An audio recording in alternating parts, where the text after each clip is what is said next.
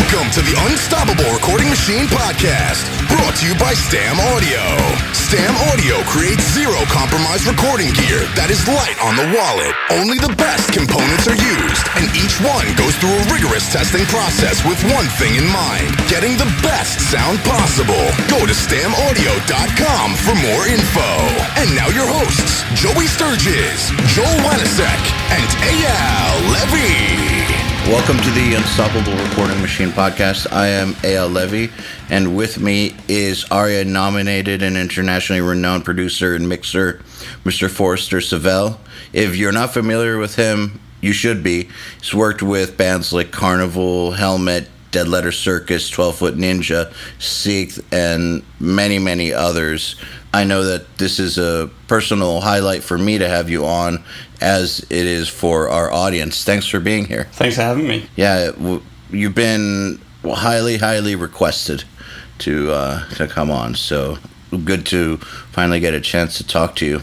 Cool. And just first thing that I'm wondering, because you bring such a unique sound out of your productions, that I'm just wondering why do you do this? What got you into this? What drives you to do this audio thing? I feel like you're coming from a different place than most of the producers that I know. Good question. I think it all sort of started in my teenage years when I was getting into music.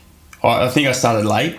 Like, I never had an upbringing where music was in the house. Like, my parents, while they played a little bit of music, it wasn't really a dominant force in my upbringing. I didn't sort of start getting into musical instruments and stuff until really late in high school, and I definitely had more of an academic focus in school, and the music things just sort of crept in, and I started listening to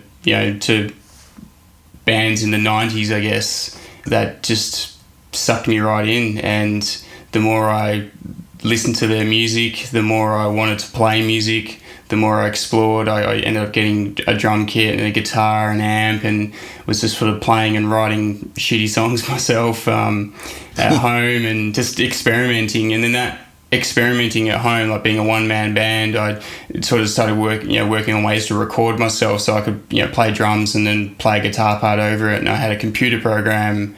People who are a little bit older might remember that these tracker programs that were the very first kind of sequences on PC, where they just played dodgy samples and you could pitch shift it and change the tempo. And it's only like 4 tracks. So that all kind of pushed me into the world of audio and production. And that that sort of led me to then going and finding a university course where I studied audio engineering. So did your friends back in high school, did a lot of them play instruments? Yeah, they did, but they were all way better, right? Way better than I was. Like, I was fumbling my way around all my instruments. I mean, I've never really truly thought of myself as a musician. I've always approached the musician side of just trying to have an understanding, and how to, like, my focus in understanding instruments and how musicians work is just being able to communicate with them and be able to talk. Like, I can pick up a guitar and play some chords and stuff, but I'm never a player. And same with the drums. Like, I did play drums and a couple of bands, and had a go at it, but it's not something that I ever sort of put high on my list of things to achieve. I was actually, from the very get-go, I was more inclined to be focused on the recording side of things and song creation in a respect. So even though I was fumbling my way around how playing these instruments, I still felt like I was structuring songs and getting somewhere with that. So that's sort of what pushed me into. I didn't even know what a producer or an engineer really was until I started the university course. So I had no concept of that job or career path. And it wasn't until I met other people who were interested in the same concepts and the same ideas at university that I started to realise that that's what I was actually trying to be or trying to do. And I just refined it and honed it from that point at university. So in high school, it's interesting because I think lots of people use music as a way to socialize with each other and to overcome social awkwardness. But since you were a late bloomer, you probably didn't go through that phase and were forced to kind of develop your own kind of sound or approach to music just by virtue of doing it in isolation. I guess, yeah. I mean, I think that if I do have a unique sound or whatever it might be that you're picking up on, it's also probably got a lot to do with the industry or the vibe of the industry over here in Australia, the isolation. I think, we have our own quirkiness over here that, and music moves in a little bit different cycles to the way it does overseas. So I think one of the things I sort of pick up on is that to have a career over here, you need to be quite flexible, and I do work on a lot of different genres, so I perhaps don't hone in and focus on a particular sound or style so frequently as perhaps other producers, engineers who are the top of their game in a particular style. So that influences, I think, the way I approach what I do in a big way as well. That makes a lot of sense. So when you got into college or university and first started learning what production actually was, what was getting thrown at you? Was it like the technical side of it, or were you suddenly working with bands? Like what was that like as compared to your self-study leading up to that point? Well, the course was actually essentially it was a theatre sound design course. So that was the backbone of the course was basically we were the sound design students who were supporting the acting students, and there were lighting, costumes, set design, all these different streams to support these theatre productions that were going on. But we also, as the sound course, we also had access to working on films, doing jazz concerts and doing studio recordings, and had all the other facets of audio we sort of touched on, and we could sort of choose which way we wanted to go and what subjects we wanted to focus on. So I obviously focused on the music. So day to day, I'd be dealing with a lot of the musicians in the other streams. Even though they might be actors or theatre students, so they're obviously. So there's good singers there, so we'd get good singers into the studio and record them, and so it was a bit of both. So there was a highly technical aspect to it, where I learnt. I mean, I knew nothing when I went into that course, and I came out of it still kind of knowing nothing, but at least I knew what the different bits of equipment and the technology was. But then I also had a great introduction to the writing and to the performance and to the artistic side of it, I guess, as well, through those interactions with those other players and actors and students in the course. So it was not only that, it was also a really great networking environment. So I mean, there's still people today who I deal with and work with who I met in that environment. You said earlier that you're academically minded, or that you were academically minded up until you discovered music. Did that academic, focus help you in recording school? I think so, yeah. With the technical side of things? Definitely, yeah. I struggle to see where I sit on that on that spectrum, I guess, from either leaning towards the really technical side, the engineering side, or the other side of the real creative side. And I kind of feel like I split down the middle as best as I can, but I feel like I started in the technical side for sure. Like that was a lot more comfortable to me because I hadn't begun as a musician. I hadn't begun necessarily as creating music with other players and stuff. It was all sort of building it up from this academic background. So I was definitely more confident with the engineering side of things. And I think one of the first steps I took out of uni when I started in the workforce over here in Australia is I was doing a lot of live sound mixing. And I think compared to the studio and compared to sitting in a room with a bunch of musicians writing songs, the live work is a lot more technical minded. You've got to be on top of all the different signal chains and feedback and all that sort of stuff. So that was my basis for the first couple of years. So yeah, it was definitely, I think, an assistance to have the academic sort of brain working on those sort of problems. And it wasn't until I became comfortable in the studio that I really started to explore the whole creative side of production. Well, what's interesting, to me, is that a lot of the times you hear producers who love the artistic types of soundscapes that I hear in your work, but they don't sound as technically masterful. It sounds to me like you do an incredible job of blending both the correct way to do things with a very artistic way of doing things. I think that that's the uniqueness that people latch onto, that normally you don't hear such lush textural work and such a variety of sounds sound that good. You normally hear people trying to make that sound good. So did you enjoy the live work, or do you just feel like it was a good training? I definitely wanted to steer away from it. To be honest, I just felt it was really punishing on my ears. Just the sheer volume of doing live work day in, day out was very taxing on my hearing.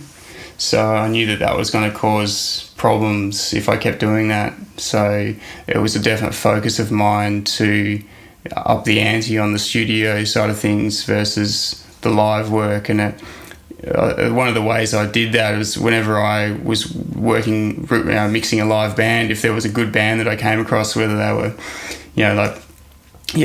like a support band or whoever it might have been on the bill, I would go up to them after the show and say, hey, do you guys want to go into the studio and do a song, Sort of use it as it's a real good networking forum for approaching new artists and hearing new artists as well. So I think it was definitely a strong focus of mine when in those first couple of years when I was doing a lot of live mixing, was just to get out and see as much music as I could so I could network. How often would they take you up on it when you approached them after a gig? I got a few gigs out of it. Like you kind of got to be smart about how you approach it. So I was lucky enough to get an assisting job in Melbourne at one of the biggest studios. That was purely through luck, because I was mixing a gig and the support band were really good, and I went up to one of the guys in the band and said, do you guys want to record? And I'd love to record you guys. And he said, oh, look, it's not going to happen because I'm actually an assistant at this particular studio. So I've already got my foot in the door. And I was like, what studio? He told me what the studio was. I said, I've actually already applied for a job there. And he was impressed by whatever I was saying. So he went and spoke to the studio manager and actually got me a gig there. So that was kind of the foot in the door to working in this great studio. And that opened up a lot of possibilities because, as you well know, when you work at a studio, there's downtime and you're able to entice bands in on cheaper rates. And, I mean, to be honest, I worked for free a lot in those sort of early years just because you just want to get, experience and you just want to get your name out there. So, the band would come in on a discounted rate, pay the studio, but you'd be working all night through the night for free just so that you get a great product and a great result. That attitude, I think, really formulated my attitude to recording, and how I approach things was just about getting the best result, no matter how hard or how long or how late you needed to work. A lot of our listeners ask, they submit questions of, how do I get bands? How do I get clients? How do I get that whole thing started? And one of the things that we tell them more often than not is go to shows and walk up to the bands afterwards. And sometimes they don't believe us that it's that simple, that that's what you have to do, because they feel awkward doing it. How did you overcome that awkwardness of just walking up to them? I think usually because I was involved in the scene, I guess. Like, I was an active live mixer. I was comfortable at the venues that facilitated me approaching bands and that. But in the end, I mean, they're just guys and girls like the listeners, like people like me, I just go up to them and go, hey man, I really like your guitar part in that song, or I really liked your, the drum kit's really cool. What is it? Just inane questions like that will get you in a conversation, and then you can obviously just steer it to a point where, well, this is what I do, and you guys are great, and I really love your music, and how about we have a chat about just doing a song? And I think, alcohol helps. I think when you're when you're younger, you get a cup of confidence with you. So I mean, everyone's approachable. Like, it's obviously it's going to be harder to get your foot in the door with more established bands who have already got their guys that they're working with, and they've got a lot of fans. It gets difficult to get one-on-one with the bigger bands, but you don't start there. You start with the small local bands, and that's if you do a great job on one of those, and they'll tell their friends, and you'll get another gig, and then do a good job on that, and you'll get another gig. That was the approach that I took. It was just about getting, like, I look back at my show reel that I used to have. It was. You could just see it getting better and better with each each band that I worked on. So in terms of going out and meeting bands and networking, you sort of start at your local scene, and just got to find music that really excites you and interests you, and just basically find the guys before the show or after the show, after they've packed up, and get in there and have a conversation with them. Just do it. Yeah, just do it. That's it. I mean, this job really is about networking, especially in your early part of your career. I mean, I feel like where I'm at now, where I've got a bit of a name and a bit of a profile, that I don't need to do the networking as much because work comes to me. But definitely in those early years, I was anxiously getting out there to try and talk to people and rattle up some work. That was high on my agenda when I was starting out. Well, sometimes networking has a dirty connotation to it, or some people tend to feel like you shouldn't have to do that, but I think it's just as important as your musical skills. I think you absolutely have to network, and you absolutely have to work on your social skills in order to make this a career. It's almost like your musical skills are assumed. It's assumed that you're going to be good at that, at the musical side of it.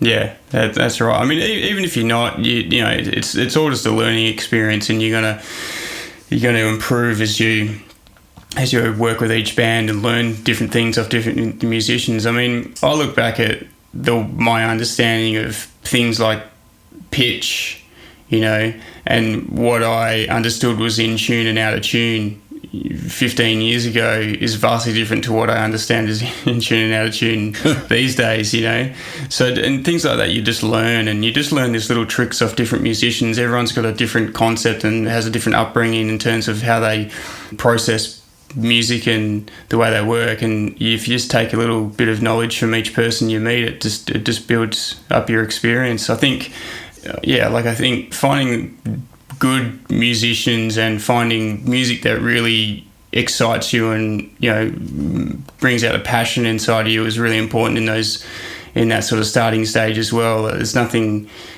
worse than working on a project you don't have your heart in. So you do have to also work to sort of try and find music that excites you, that music that's going to make you passionate about working on it. Oh, what kind of music made you passionate enough to stick it through the hard times? I think I was just excited about music in general. I think you've got to be that, especially over here in Australia. Like, the industry is not huge. It's definitely a struggle to have a career in this industry. But I think just my drive to just do what I do made me excited about lots of music. And it was only a handful of bands I can say that I was not excited about working with, and often you don't sort of realise that until you've sort of met the personalities in the band and that sort of thing, that you start to realize that it wasn't really the thing you thought it was. But I just love, I can find something I love about most bits of music. And I sort of, going back to what I said earlier about working on different genres and different styles, I think that was exciting to me to work on not just one particular sound and one particular style. I had access, or had needed to have access to a whole broad range of genres, because that was the only way you could survive over here, just working with different styles of music. So I still am super passionate about what I do, and any kind of access that I had into a studio to use microphones and use different bits of gear, and then talk to the bands about how they I'm eternally fascinated about how bands write their songs. Like, how is it one person sitting in with an acoustic guitar writing a song, or is it one person sitting in front of a computer programming drums, or is it the whole band like getting stoned and jamming in a garage? Or that sort of stuff really interests me, so I would always be digging into how that works with different bands too. What about it interests you? Well, just the creative process. Like, how do people come up with music? How is that? How do they get inspired, and does it, obviously we're all a product of our influences, and so what music are they influenced by, and how did they come up with that guitar riff, or how did the 4 or 5 different people mesh their parts together, and did they write all the parts? Did one person write all the parts, or and how did it all get planned to be what it was? And in the case of when it's really good music, it's like, how did you work out these parts to fit together? That just fascinates me, that sort of question. So that just exploring the ways in which music is sort of built and created by different brains that's probably the thing that keeps me going. And every day when I work on a new piece of music, I'm constantly it's like the behind the scenes thing. We see these documentaries about behind the scenes in the studio and that sort of stuff. I love that stuff. So do you kind of see yourself as a facilitator of those great moments? I guess so, yeah. I mean, like, understanding the role of a producer took a while for me. It was that I remember having conversations at college, at university, about when the term producer first got told to me. I was like, producer, what is that? Like, what does that even mean? And then realizing that there's a whole variety of roles that a producer can take, and there is no sort of one role for a producer. And I sort of slowly worked out what it was that I was doing as a producer, and that change, I guess, to actually realize that what I was doing could be called producer was like a light bulb moment for me as well, that I could actually call myself a producer, because I was in a room with musicians throwing out ideas, facilitating, like you said, their creation of their song. And that, I definitely started in more of an engineering role, no doubt, in the beginning, but it wasn't until I started realizing with confidence that I could express ideas to these musicians, and they would respectfully listen to it and give me feedback, and we would work on something together, that I realized that that was the role of a producer, and that's what I was actually doing. So, I mean, the role changes with different artists. You're expected to do different things with different artists. In a lot of cases, you are doing less, because the bands have got such a strong creative drive. They know how the studio operates. They know what they want from the studio. So you're just basically taking a step back, just letting them do their thing and helping them, assisting them where they need to go. Some bands need you to write the parts for them in some instances. They need a helping hand every step of the way. So that does vary. So as much, definitely a facilitator, yeah. And do you feel like it's something that you instinctually figure out with each project, or is it something that's decided upon up front, like, we need a helping hand, we kind of expect you to finish these songs off for us? or is it just kind of something that's felt out? I think it's just something you just work out when you're in the room with the people. I mean, sometimes it's sort of mentioned in a sort of a semi-contractual conversation to begin with, but you definitely just, I mean, you're all just working towards the same result, which is making great music together. So you just work out where the band needs assistance and sort of help them in that and push in that direction, sort of thing. But yeah, like I don't think it's ever actively, this is your role, you need to stick to this, and we need, this is all we need from you. It's just I'll definitely say what I think whenever, and that's where I've come to. And at this point in my career, is that I'm happy to to say what my thoughts are on anyone's music that I'm working with, and whether they take those suggestions or not. I'm not going to force any idea on anyone, but I'll definitely say my mind in terms of trying to make the project or trying to make the music better in my mind. So, do you find that people are more receptive to your ideas on their music now than earlier in your career? I think I'd say definitely yes, but I think it's also just more about my confidence in terms of I understand music a lot better now, have smarter ideas, have a more acute sense of what needs to be done to improve, the performance or the end result. So it's maybe where in the past I would have held back and not said anything because I wasn't confident and wasn't sure about what the best step forward was in the early days. These days, I think I've got a much better idea and a clearer picture of what to do to get a good result. So it's probably more that than necessarily the people's respect for me, but that plays into it for sure. I think with the body of work that I've done, it's much easier these days to throw your idea in the mix and have it listened and taken on board. Definitely can't hurt. So onto a slightly more technical track. I was wondering if you could share some insight or techniques or preferences that you have when tracking drums. Sure. I mean, for instance, do you have a drum room you prefer? Yeah, I do. I mean, it's kind of limited here in Australia. Studios are closing down left, right and centre.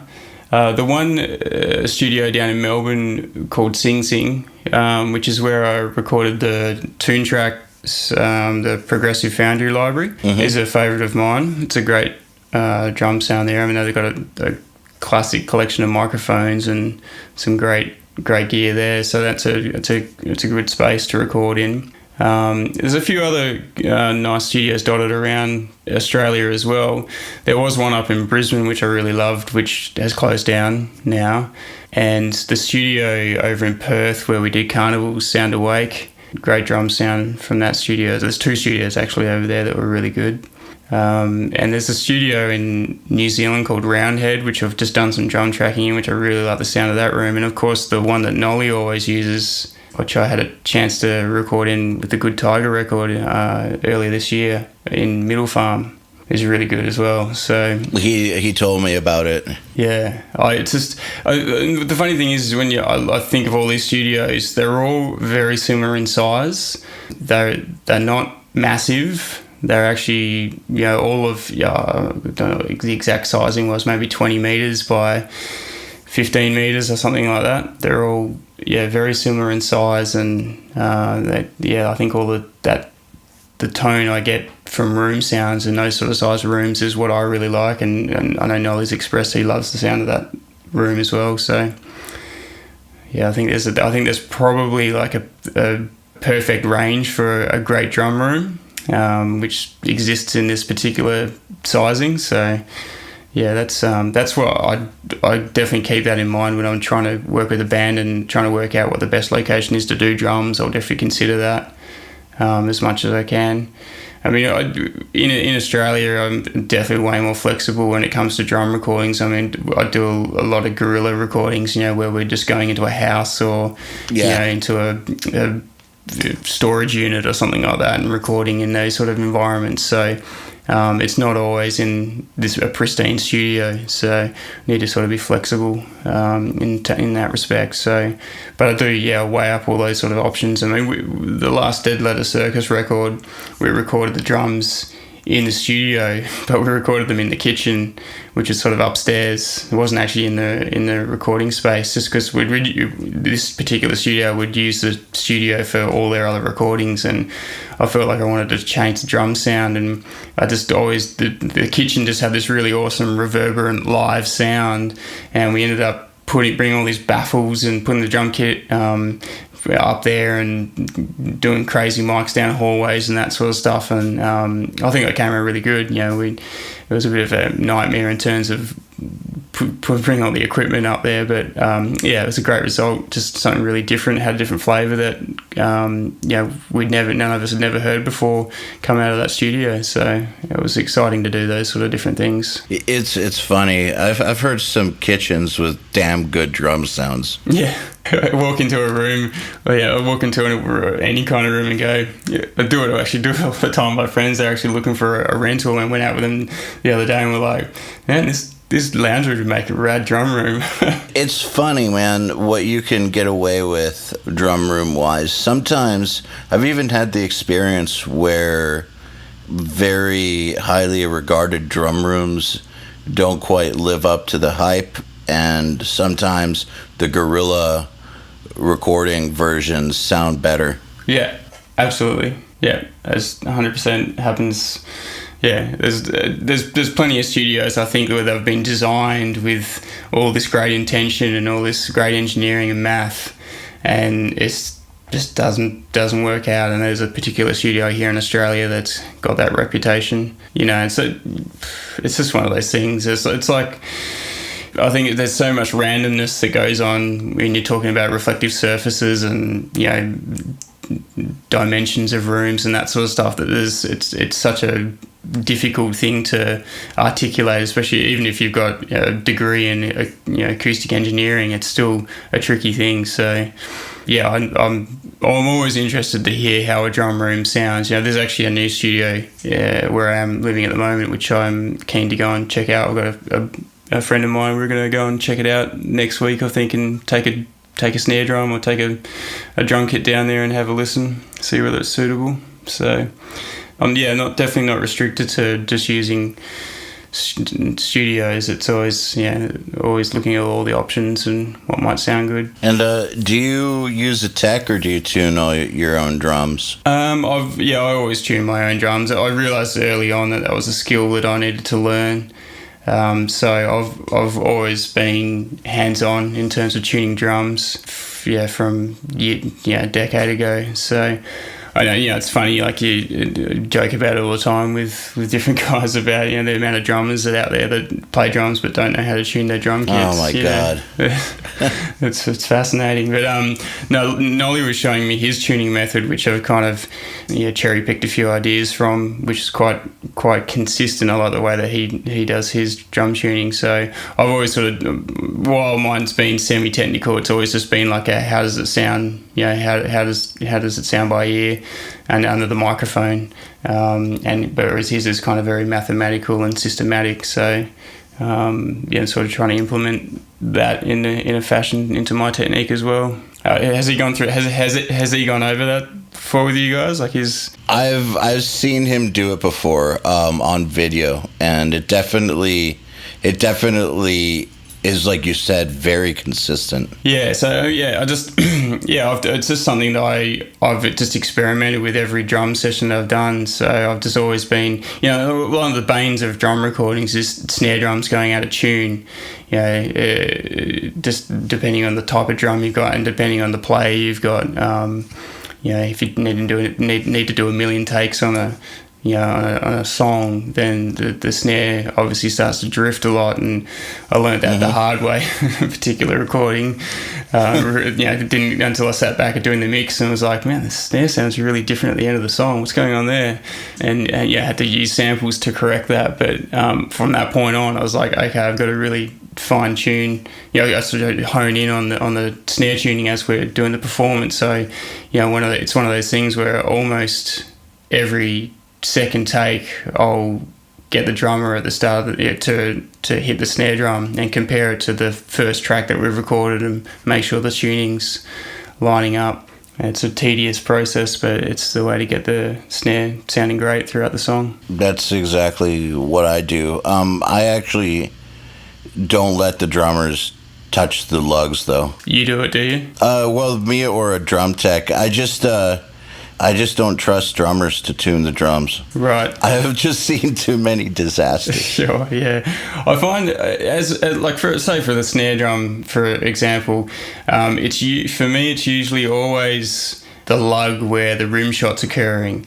And if you just get them to just tune that little lug up and then, solo the snare mic and play the first track the first take that you've got, and then, flick input monitoring back and forth between what they're playing and what's coming off the recording, and you can usually get it pretty close. It's not until you're doing hundreds of takes, a lot of takes, that the snare head starts to deform and it gets a little bit trickier to keep it in tune. But through good choices of snare heads and good preparation, essentially, is the foundation of keeping your drums in tune for the bulk of the song. I think the more I learned as I was recording is that this pre-production becomes such an important part of what I do, because having a drummer who knows what they're playing and isn't changing and playing random things through a drum performance because I don't understand the song yet, having them completely prepared saves so much pain and suffering when it comes to getting a good drum sound in the actual recording, because they're not doing lots and lots of takes because they don't know what the part is or how the performance needs to go. So something that's occurring more and more these days is actually doing the drum recording last. I was about to ask you about that. Yeah. Doing the whole recording to Superior Drummer, which has been fine-tuned and programmed and often changed as the rest of the music goes down, as the guitar parts and everything get worked out. We can change drum fills and modify it right to the very end, but during that process the drum is sort of really learning and practicing to those program parts, and then you go through and do the recording at the end, and it's a much more efficient process.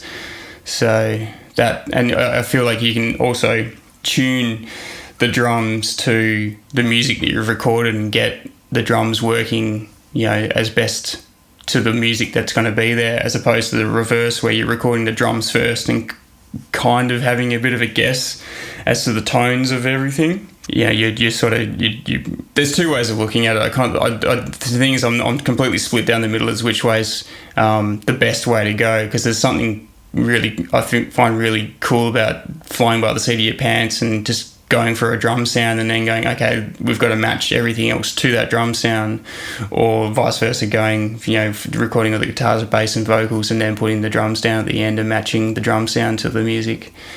Haven't yet settled on which way I prefer yet. I think I'm split as well. I think it really depends a lot on who it is you're working with and what their level of preparation is, or what type of band they are, because I feel like there's some bands that the song is the song is the song. Yeah. And it's not going to change. And they're just tight and the songs aren't changing. And maybe sometimes in those cases I prefer to do the drums first, because they've all been practicing to these parts that are set in stone. Yeah, absolutely. Yeah. And I mean, that touches on something that I hold to when I'm doing any production, is you have to be adaptive to the band, and every project is different. So the processes that worked with one band, and you've learned something amazing on this one particular project, and you're like, great, I'm going to try and use this on this next project, but you realize it's just a completely different beast. So you need to be flexible with your ideas and the processes, and in my situation with the different genres and styles that I work on, it's definitely there's definitely needs to be different approaches to different bands. Don't be like that guitar player who just got a whammy pedal for the first time, and suddenly every new part he writes has a whammy pedal part in it. Yeah, exactly. So I remember thinking when hearing your work that the first picture I was going to see of you was going to be you with like 300 pedals. And then the first picture I saw of you was you tracking some dude with an Axe Effects.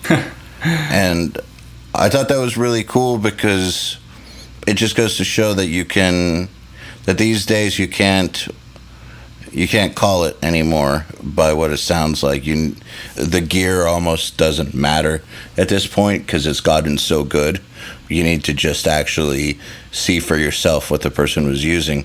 Now, how do you feel about analog versus digital? Are you the type that it's all just tools, or do you have a definite opinion? No, that's spot on. They're all just different tools. I mean, I think 10 years ago, maybe a little bit more, there was reason for people to have an argument about digital versus analog. But these days, it's like no one's going to listen to a recording and go, "Oh, look, that was done on this or that, and it sounds better for this reason." Like I've done, not so much recently, but a couple of years back, I was doing recordings to 24-inch tape, and I was just going, why are we doing this? Like, it doesn't it doesn't sound any better than just doing it straight into the door, and it's kind of time consuming and expensive.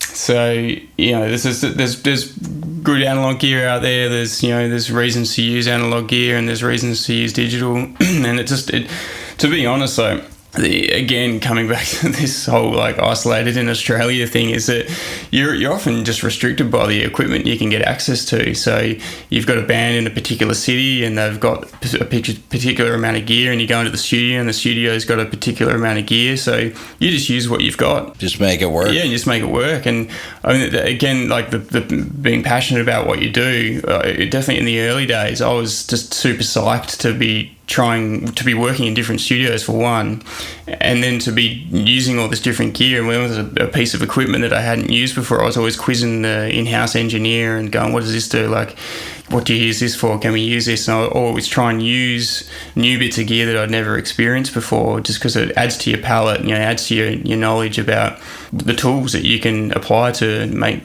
the music industry interesting. So that sort of, I found myself realizing that when you go into these different environments, touching back on doing the drums in different places, different rooms, different studios, is that you actually find that you start defining the sound of a record or a recording by these strange and unique environments that you find yourself in. So I kind of struggle a bit when I go back to the same studio over and over again, because I start thinking in the back of my head, you're going to start sounding the same. Everything's going to start sounding the same.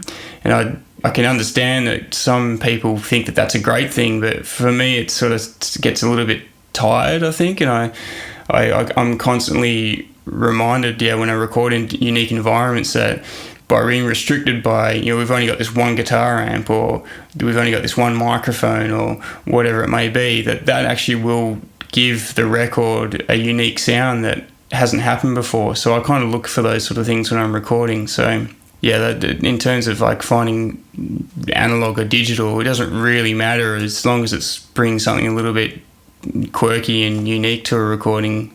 I have no problem using either or. Well, on the topic of feeling like maybe by using the same place, you're kind of repeating yourself, do you travel beyond Australia much to work? I have, yeah. There's been a couple of times. I obviously just recently went over to the UK to work with Good Tiger on their new record.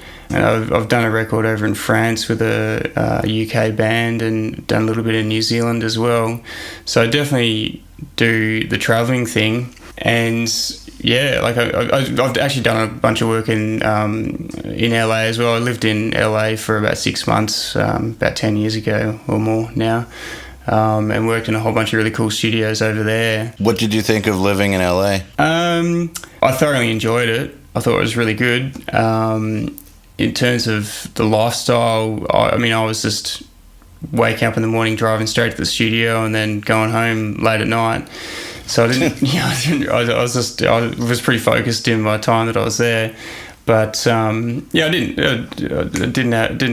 didn't dislike it. So I feel like now I'm a little bit older. I've obviously, got family connections here and that sort of thing, that I think my place of, where I want to live is probably going to be Australia, but definitely don't mind travelling to other parts of the world to record. It's definitely exciting to go into different new studios. And I think all the studios elsewhere in the world are probably a little bit more exciting than the ones here in Australia. They're definitely, there's more of them and they're usually a little bit bigger, and it's definitely something that I do enjoy doing. It's funny because I'm friends with so many producers here in the States, and going to Australia to record is like the promised land almost. We all have this thing about going to Australia.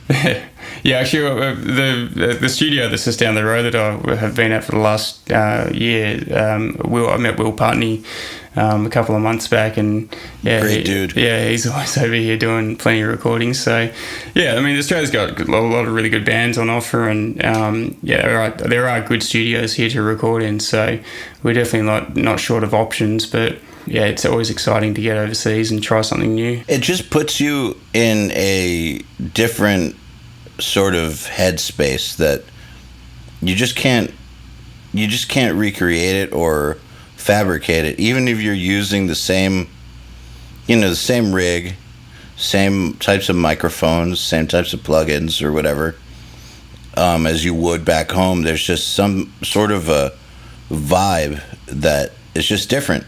And I feel like it will lead to different types of decisions. Yeah, and it's also challenging as well. Like early on, I realised that there's something to be said for working in the same space day in, day out. Is you become very comfortable and confident in the sounds that you're pulling and what you're hearing, and you can make fast decisions on things, as opposed to moving around different studios. It's a little bit trickier. You've got to deal with different monitoring and the way the different control rooms sound and that sort of thing, and that enhances the difficulty, I guess, in doing what you're used to doing. But at the same time, that challenge, I actually really enjoy that challenge.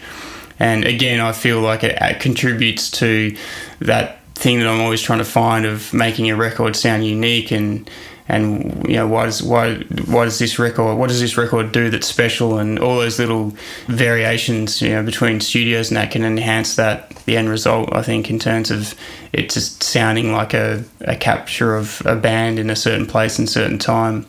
So I loved going to different studios when I was starting out. I think these days I'm probably working from my home studio a lot more than I am going out, and just feel like I'm doing a lot more mixing these days. But I definitely don't have a single studio that I always go to, that I always take a band to. I'm always going somewhere different for recording. So do you think that this that your search for a unique identity, or that unique thing that you think every record should do, is that a conscious thing you're looking for, or is it something that you subconsciously do but you're aware of it now? I think it's a conscious thing. I think I feel like I don't want to be stuck doing the same thing over and over again. And as much as a lot of my work comes to me because I've done some bands that sound a certain way in the past, I really want every band to be their own unique thing.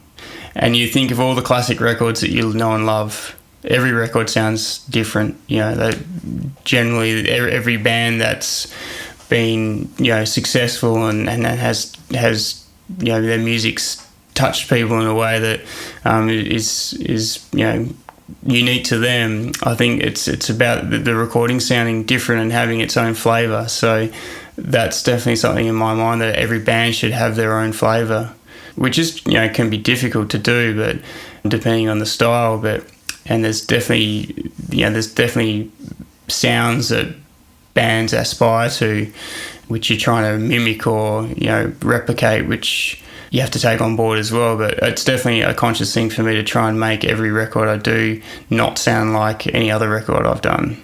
It could be in subtle ways. It's not. I need to make it completely different, but it just needs to be.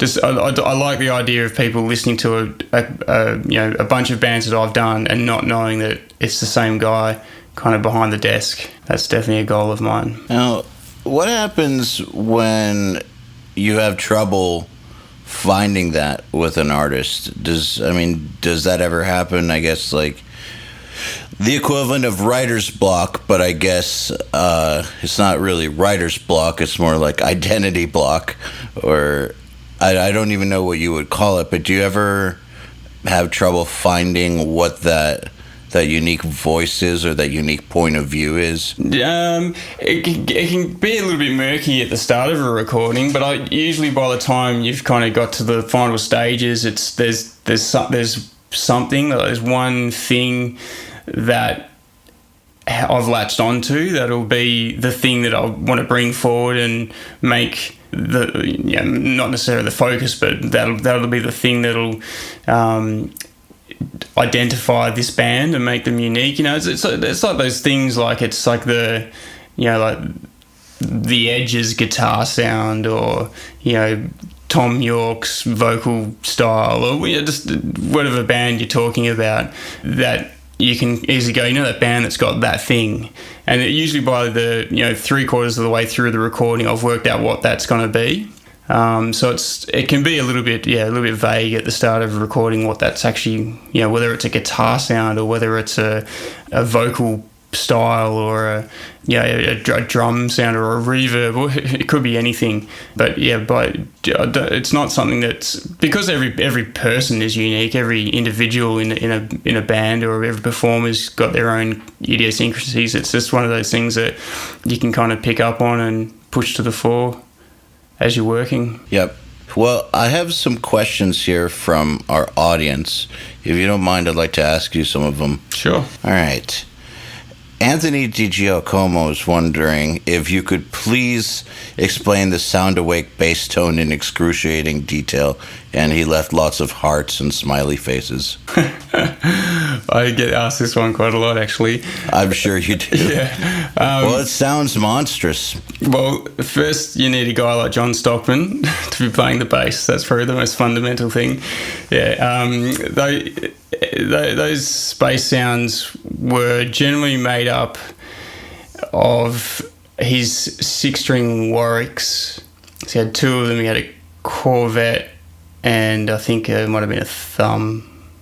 I think, don't quote me on that one, but he had those 2 different basses. So that album is basically flicking between those 2 different basses, and there might have been a Fender 5-string Jazz in there. It might have been a P bass, actually.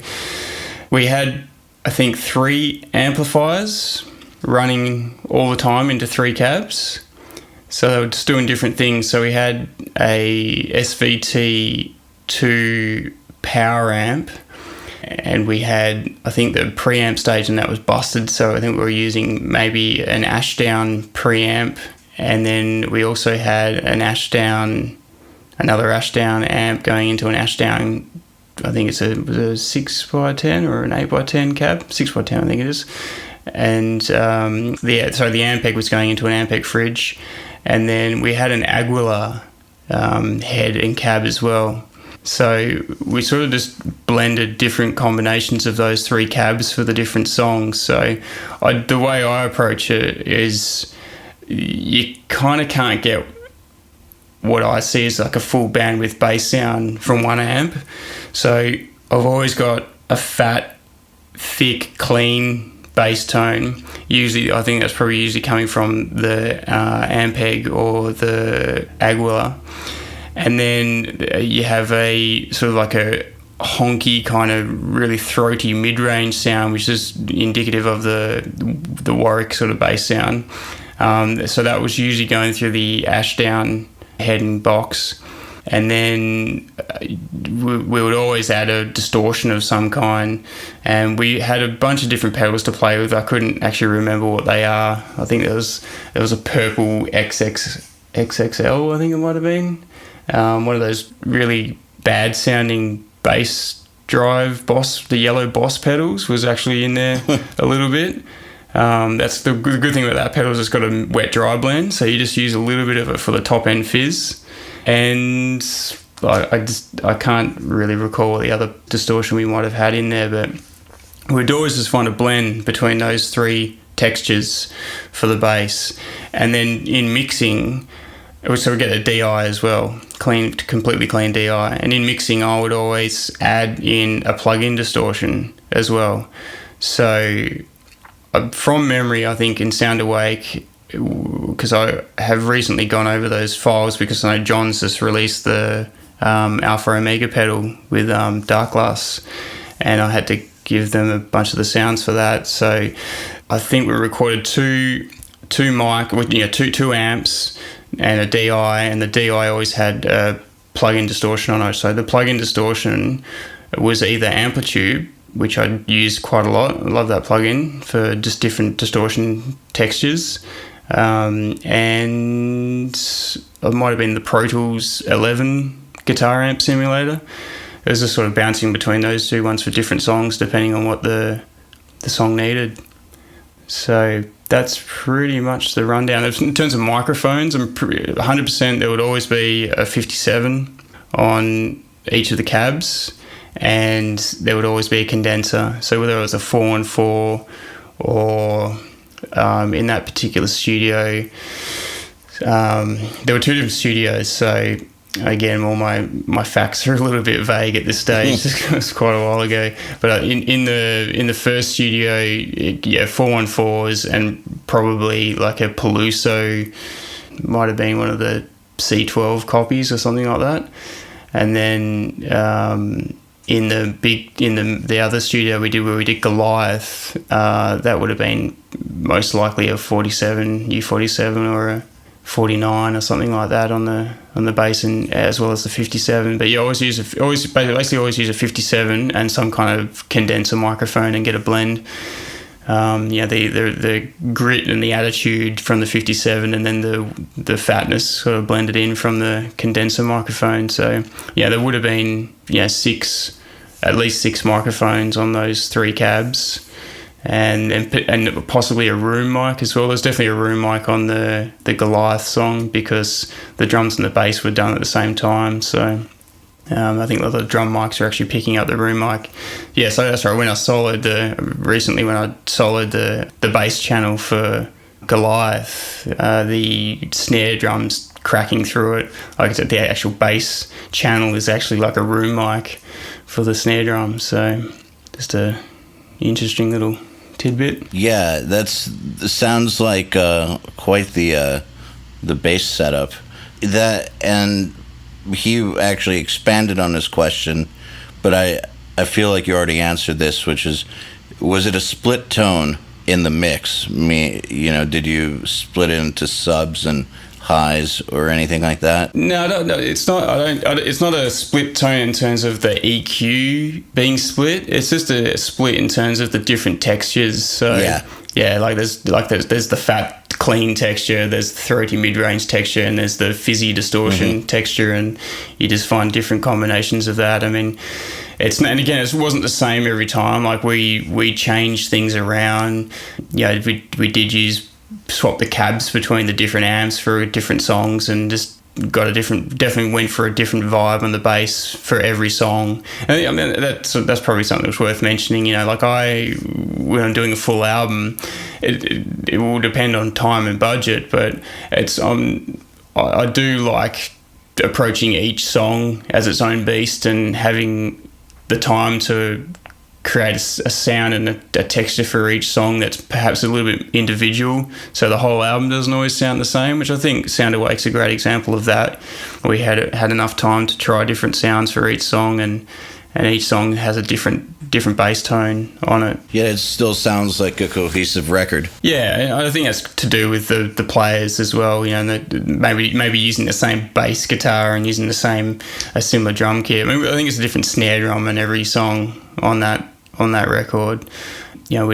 That's something I'll always do as well. Get as many snare drums as I can on a recording, and get the drummer to play through a verse and a chorus with each snare drum, and just sit back with a band and go, which one complements the song the best, and rather than sometimes it's the same snare just because you've got a bunch of shitty snares and you got one that's way better than the rest of them, and you'll end up using that for all the songs. That does happen, but just trying to use the tools that are available and go through all the options before you settle on something. So Jimmy Glass is asking, how do you keep such a massive mix when working with a large amount of tracks like the Occupants song Wonderland? I guess what he meant to ask was, how do you keep such a massive mix organized when working with a large amount of tracks with things like the Occupants song Wonderland? Well, he may mean, how do you keep it massive? Because there's definitely a thing that happens with the more tracks you add, the more layers that you add,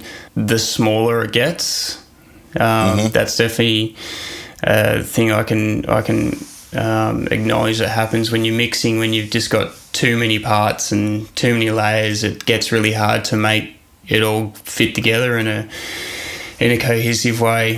And that was probably something that I really struggled with, because I love like the layering and the ambiences and the textures, and I love the detail, and I guess that's sort of something I've really wanted to delve into from the early days. But at the same time, I find that the more and more you strip things back and get back to just 3 instruments going at once, it's way easier to make a great sounding mix out of. So, I mean, I think I have what I call, when I'm doing my own productions and working with a band and we are in the studio, I've got no fear to throw down every idea and record all these parts that I know that are never actually going to make the final mix, but just to have them there if there's something that's really cool, like just get it down. If we're under a time frame, just get it all out, put it on the session, and then when I go to the mixing stage, I'll sort of sift through it and sort of work out which parts are working, and end up doing what I call it as a mute party, and basically go through and mute things that don't make the cut. So I think being aware that having too much stuff in a mix is going to clutter and detract from the end result.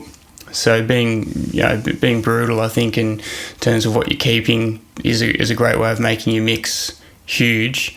In terms of like the file keeping, or I guess like keeping things contained and easy to understand in the mixing concept, I've just got a system. I think we've probably all, whoever, if you've been doing this for a while, you've probably got your own way of setting up a session. But I always, in terms of a Pro Tools session, I always start with the drums at the top, then bass guitar, then guitars, then keys and, programming, and then vocals. And then I have all my effects returns down the bottom, and then a mastering chain on the very end. So it just goes from top to bottom like that. So I'll always arrange my sessions in that. It gets a little bit haphazard while I'm recording a session, where you're just sort of flying stuff around and lining things up and doing editing and moving tracks around. But in terms of when it comes to a final mix preparation sort of stage, I'll line everything up in that system that I'm familiar with. I see. We definitely preach the idea of getting your workflow down to a science, and how really it's not going to make your mix, but it can certainly destroy it if your workflow is not on point. Yeah, definitely. Yeah, I mean, that's like that system. I haven't changed that in 15 years. I think every session I get sent files to mix from bands. So the first thing I do is align the tracks in that order, just so I know I can zip around, to exactly where things will land. I've always find my buses, or I cascade my buses. So I've got, I'll have drums, and then the drum buses will be underneath it, and then the bass buses will be straight underneath it. I know some guys have all their buses right down the bottom of the session, but I think for editing purposes, I find, when you're doing an automation and that sort of stuff, it's great to visualize where all the waves and stuff are changing. That makes sense to me. But yeah, definitely organisation in sessions is super important.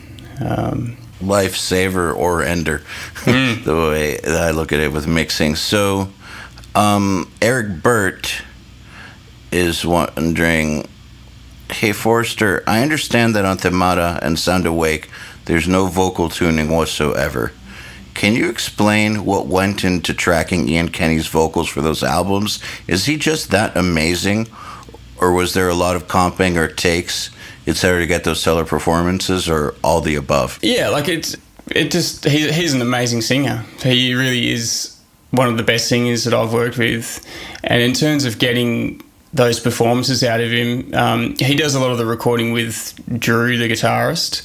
I know that on Themata we did about 2 weeks of vocals, and then I had to come back. They were in Perth in Western Australia. I had to come back to Eastern Australia, and they probably continued on recording for another month or so. I can't remember exactly how long it was, but they would just continue to do more takes and add more BVs and that sort of stuff. But in terms of doing takes, yeah, like it's, you know, you'll get up there, like, you know, we're talking like a lot of takes just to get the right performance. And you kind of got to, when you're in there in that environment, you kind of got to judge that balance between how many takes am I doing? Is it getting tedious? Are you losing the vibe, or are you improving on the performance and getting what you want? So it's this fine balance of how much you push the artist to do take after take after take. But I know that I come from what I've learned through my experience is that, yeah, it's pretty rare that you come across a singer who's going to get it in the first 3 takes.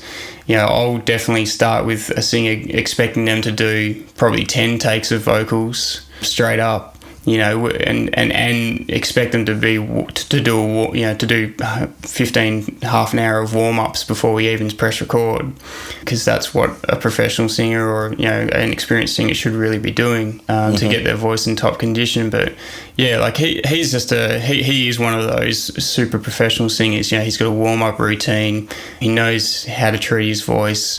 You know, at shows, if he's on tour, he won't drink. You know, he won't smoke, he won't do any of those things on tour. He looks up, he goes home early before the rest of the band, goes to the hotel, that sort of thing. So, you know, in the studio, it's just, he'll just work hard to get the result. You know, he'll do 50 takes if it needs to be that to get what we're after. So in terms of the tuning thing, it's just, he's one of those guys that, yeah, he's just got enough control that we just didn't need to go down that path and use tuning on his vocals. He's just that good. By the way, John Brown from Monuments told me to say hi to you.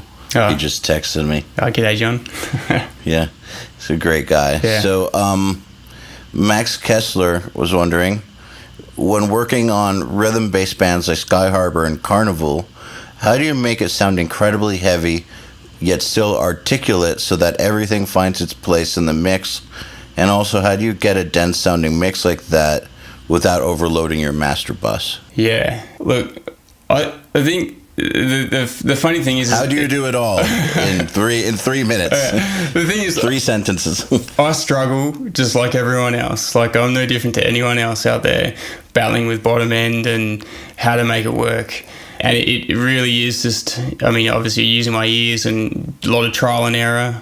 You know, like I play around with plugins and different bass amp simulators on the DI. Like, if a band sends me a DI and, you know, a mic, or a DI and 2 mics, I'll still add 3 amp sims of my own on the bass, because I find amp sims on bass, you know, they sound great, and you can really craft the bass tone on your own with what else is going on in the mix. So that's probably one of the key things that I do to get bass working in a mix, is we'll always explore my own choices of sounds on top of what the band's actually given me. So I know from, like, for Sky Harbor, for example, they gave me, I think, probably like 3 or 4 different tones to work with, and then I probably added like another 3 as well. And it sounds silly, like, sounds like this crazy just clash of just different tones going on, but they're all carefully selected, and they all combine in a certain way that works together and satisfies the mix. So, but, you know, in terms of overloading the master bus, obviously bottom end is a struggle, especially if you sort of looking at limiting and those sort of things in terms of getting decent volume out of your master bus. Bottom end's something you're working against because it takes up so much energy. But yeah, it's honestly just a trial and error thing. I do sort of spend a lot of time crafting that, with different plugins. And I mean, I've got my regular choices, but every mix is unique. So there's not sort of one hard and fast answer as to how to make that work. Like I'll spend, days on some songs just trying to get that balance right between, the bass and the drums and the bottom end, working with the mastering. The mastering is something that I'll probably do start working on about 3/4 of the way through a mix. Once I sort of got the balance of all the instruments, I'll start adding a few extra mastering plugins to sort of shape it a little bit more, but I'll definitely try and get all that balance and everything done. That's probably one of the first things that I start working on when I'm working on a mix, getting the drums and the bass working together. I don't think I really answered that. It's just I mean, it's one of those questions like, how do you cook a meal or something? Yeah. It's like it's like, what, do you have 6 months for an answer? Yeah. It's just one of those things that it's just trial and error. Like, it really is. I experiment as much as the next guy. Like, it's not like I've got this process down where I'm just, bang, 5 minutes, I've got a bass and a drum sound that's kicking ass. It's up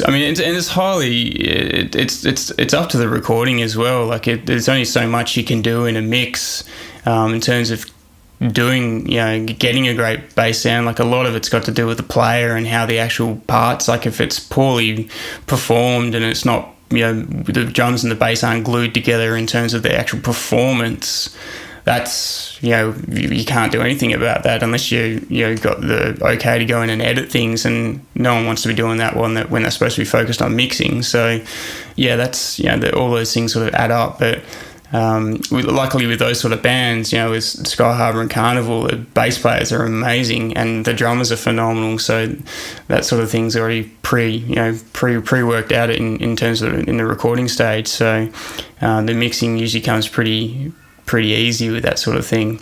I know that when we were mixing the Sound Awake stuff, I had John in the room with me, and so and Steve as well. So it was always something we'd probably work on that together until everyone was satisfied and happy with the sounds that were going on. But the Sky Harbor stuff I was doing obviously on my own because they were overseas, and but it was just so well recorded, and they're just such great players that putting that sort of drum and bass performance together and making it sound good wasn't super difficult because they were just great players. You just made me think of something. I've recently realized that I judge my friends' mixes differently than I used to. I mean, like, my friends that are really, really great mixers, if I typically love their work and then they have a string of 1 or 2 records that for some reason just don't sound like they were on their game or something, or like just not that great, my initial thought is, I bet the tracking sucked. Yeah, I bet you they got handed something they couldn't mix their way out of. Yeah, I mean, that's the truth. It's like, it's like when you listen to a recording, and you start going down that path of listening to the production and picking at things. It's like this: is it the mastering? Is it the mixing? Was it the microphones that they used? There's so many variables that go into how something sounds. And it's just super difficult to articulate at what point things affect. At what point things went sour? Yeah, it's like I still get stuff that I listen to and go, oh, like, this is like, you probably know from your own experience, like, you get stuff that you sent to mix and it's just like 10 minutes later, 10 minutes after opening the session, you're like, man, this mix is smoking, it sounds excellent. And then you get mixes that you spend 3 days working on, you're like, oh, I just cannot get this to sound good. And it's not any lack of your skill or equipment or anything like that. It's just what's actually been recorded dictates how fast that stuff moves, or how hard you have to work. So, and it's even impossible, if it's not clearly something that's like, oh, that's out of time, or that's just distorting or whatever it might be. It's actually really difficult to articulate what it is that's not working about it, like why you don't like that bass sound, or why do the drums just why they're not working properly with the rest of the music. It's a tricky one, there's so many variables. Well, sometimes, I mean, I'm sure sometimes it's down to, there's always going to be a song on every record that sounds the best, and always one that sounds the worst. No matter how you feel about them, I feel like there's always that one song that just kind of mixes itself. Yeah. And then the one that's just, no matter what you do, it's just going to give you problems. Yeah. And some records come in and they are that song times 10. So.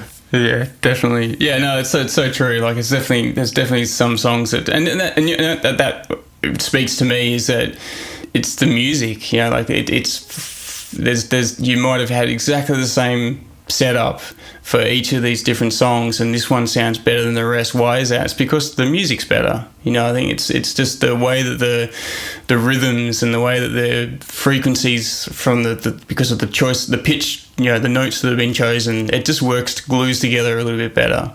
And that, I think, heads into that realm of, it's just a better song. Which highlights another thing that we probably haven't touched on, which is just the songwriting and how important that is. That all this technical stuff that we've been speaking about is sort of superficial, and it actually just comes back to the song being a great song and being well written. Well, I feel like if you want a great mix, in some ways you need to start with a great song, and there's exceptions. And I feel like those exceptions are usually pulled off by the very top mixers in the world.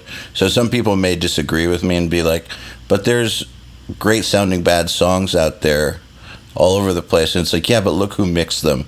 It's usually the very, very best mixers in the world are what's required to make a bad song sound good.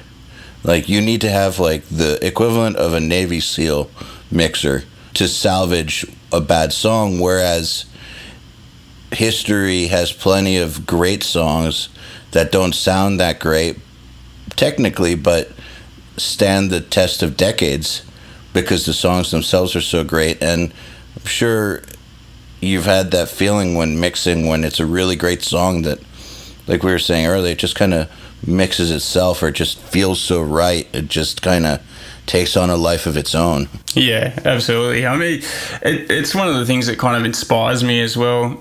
I feel like this last decade, we've kind of, the music industry, or the music production in general, has touched on a new level of quality. Like I listen to the quality of mixes and music that's been created in this day and age, and how better it sounds, how much better it sounds than it's crazy the 90s and the 80s and the 70s, once going back. But at the same time, the songs from those eras still sound great. You can listen to these shitty recordings in the 80s, but who cares, because the songs are great. It's just one of those things that it just inspires me to think that even though we're in this heyday of music production and just being able to notch EQ every harsh frequency out, and to have the perfect drum sound and samples and all this sort of stuff, it's kind of irrelevant. It just comes back to, if you just have a good song and you got a shitty recording of it, it's still a good song. Yeah, I mean, it will still speak to people. And I guess that's a perfect lead-in for this question by Sam Mickey, which is, how involved did you get with the Karnivool guys when writing? And at this point, I assume there's a level of comfort that exists that might not with your other clients. We definitely got a special. I've got a special relationship with those guys.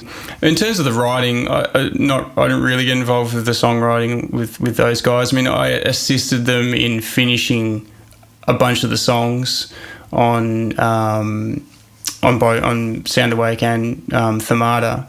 But I mean, those guys were in the studio jamming a lot of those songs out. I think from memory, Sound Awake, they had pretty much completely written 6 songs, I think, before we went into the studio. So the other songs just needed to be sort of pieced together a little bit when we went into the studio or the pre-production phase or whatever it was.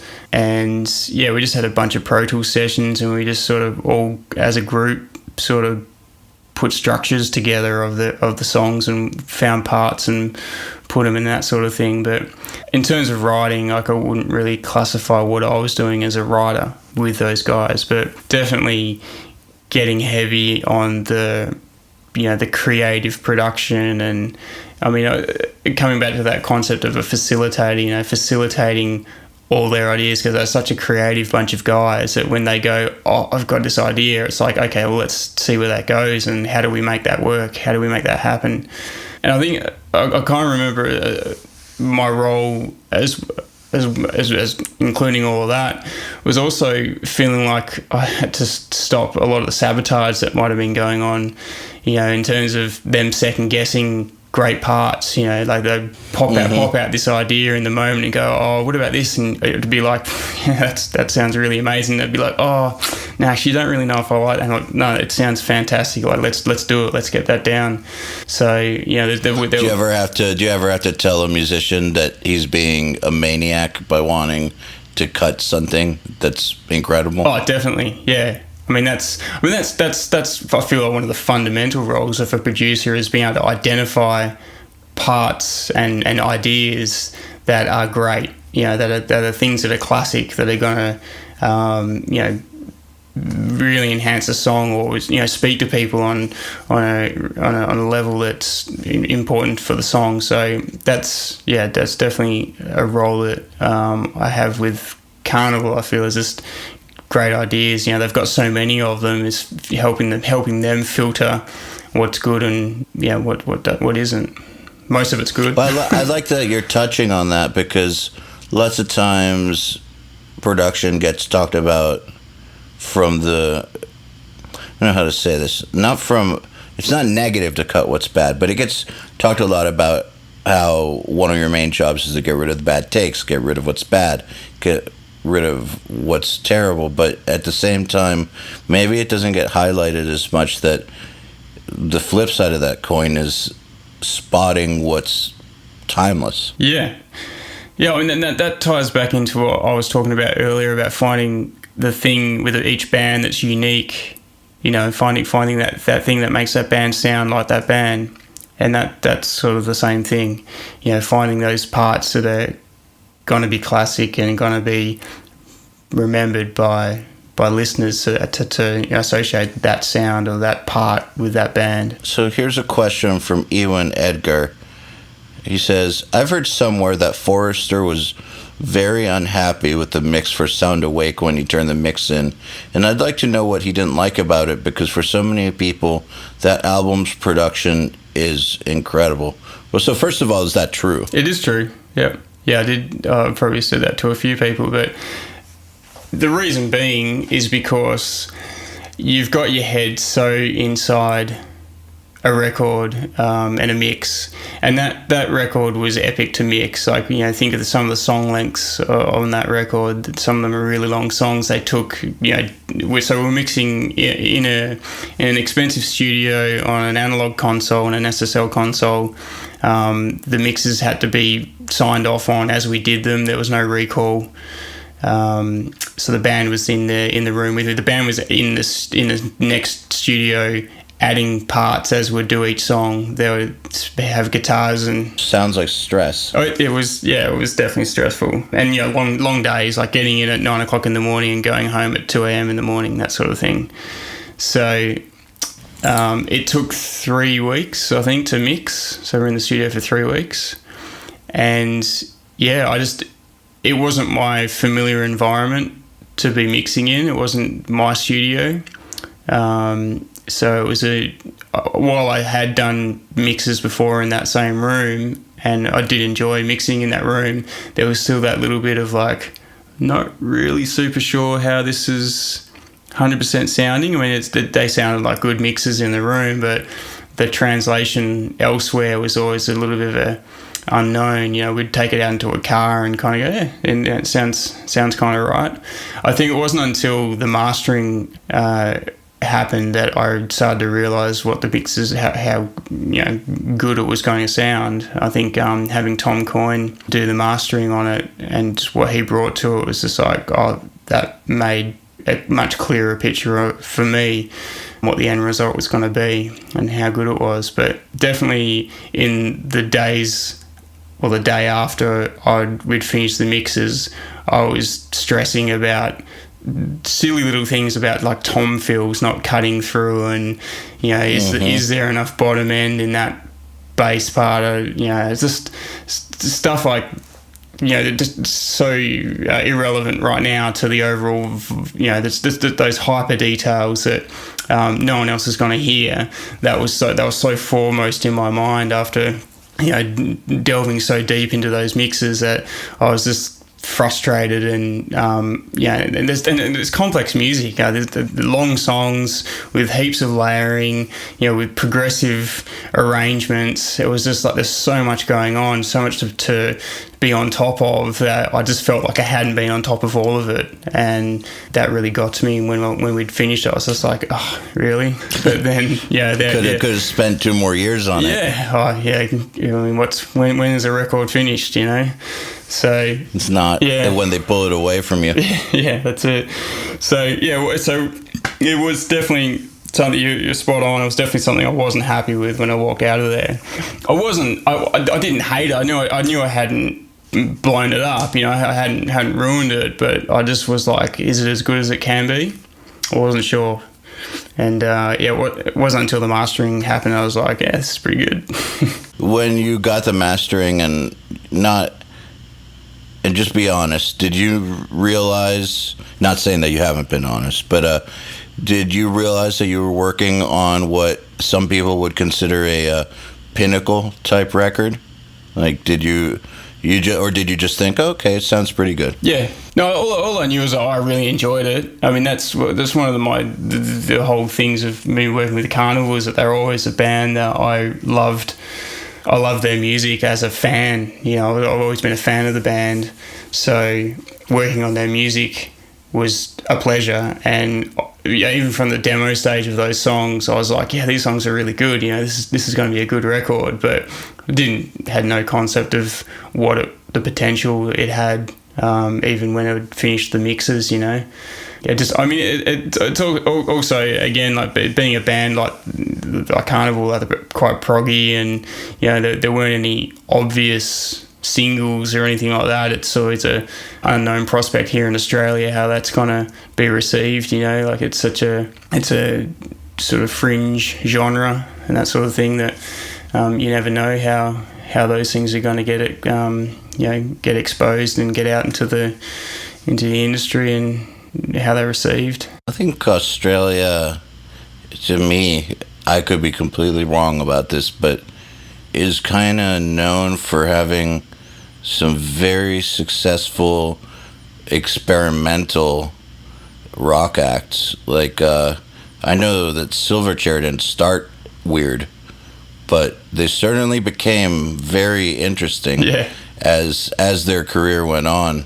And it's all here, people forgot about them, but didn't they remain pretty huge till the end? Yeah. I mean, they're still one of Australia's favourite rock bands for sure. I mean, they're kind of not really functioning anymore, but yeah, they definitely got experimental in their later records, and their sound evolved, which is, I think, quite interesting, quite cool, Yeah, I mean, Australia's definitely got some really good bands. I mean, I think even more so these days, where I feel like it's a bit more global now, and bands have the ability to get overseas and have that exposure, where perhaps it was a bit more insulated a decade ago before the internet really opened it up.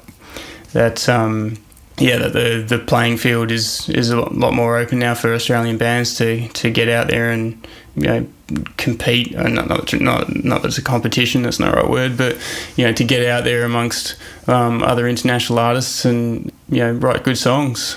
So I thought it was interesting that for just on the Silverchair idea, that we heard about them here when radio and MTV was all you had, but then as the internet happened and they actually got better, like way better, it's almost like the inverse happened. Less and less people knew about them. But here's a question from Yatin Srivastava, which is, how did you manage to get such a punchy yet dynamic sound for Themata, considering videos and clips show that the gear used was not particularly expensive or quote-unquote special? I feel like that goes back to what we were talking about earlier, which is if you know what you're doing, you can get great sounds. Yeah, I mean, that record was kind of the not opposite, but just a different sort of spectrum to the Sound Awake one, where the Sound Awake was lots of live vibes and whole takes and very minimal editing, whereas Themata was heavily edited, heavily processed, and very, I think it was just a record that was, everything was looked over with a fine-tooth comb and a magnifying glass to make sure everything worked together. So I mean, I think in terms of, I'm not sure what he means by what they mean by the equipment being average. Sure. I mean, I think maybe he just means that. I really don't know what he means. I mean, but we used all the same. We used a Pro Tools rig with good quality microphones and 5150s and JCM 800s and all the. I mean, it was done in a guerrilla fashion. Like for Themata, we recorded in 5 different locations to record it. We did the drums in a studio. We did pre-production in a house, in my parents' house.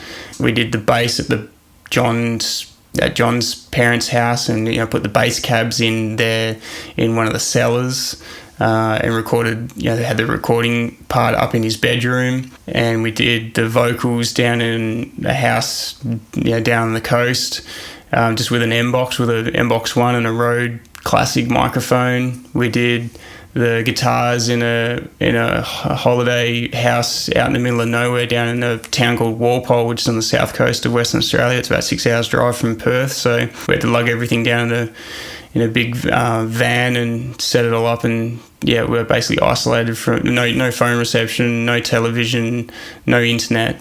We did that for about 4 weeks recording guitars, but it was all top-notch gear, but just it wasn't all in a classy studio or anything like that. It was all kind of just done in different locations. But it was mixed in Melbourne and on an SSL console as well. So but I think that one that was a much more manufactured record in terms of the playing and the parts and the editing, as opposed to Sound Awake being a much more organic record. I see.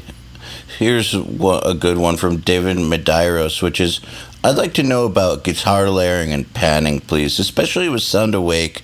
Since the 2 guitarists aren't often playing in unison, how do you fill out the mix so that it doesn't seem lopsided? That's just a feel thing, I think, when you're sort of playing with 2 parts that are not playing the same thing, but you're still sort of pushing them out to the side so that there's space for the things down the centre, like the bass and the vocals. But it's just a balancing. I mean, if they've got different energies, obviously you're just going to ride the volume so that they sound like they're balanced on either side. Maybe a little bit of EQing in the choices that we're making when we're actually tracking the guitars so that they're complementing each other. But I know for a lot of the heavy sounds on that record, we particularly went with one side being like a 5150, which is like the traditional Karnivool sound with their particular tuning, and Drew's PRS guitar through 5150. It's very distinctly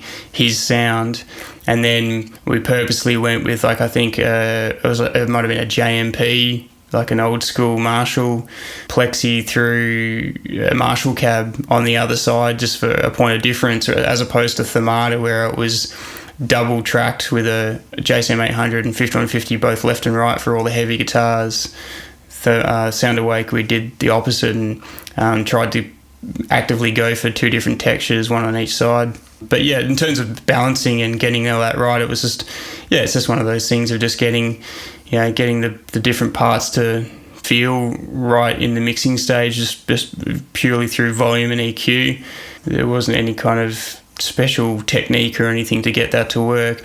I mean, one of the early discussions on that record was that we wanted the bass to take a upfront position in the music, and that was, I remember I had the conversation that was heavily influenced by the band actually recording their own demos and having a room mic and wanting a room bass sound on some of the songs, and that we kind of achieved that on a couple of them.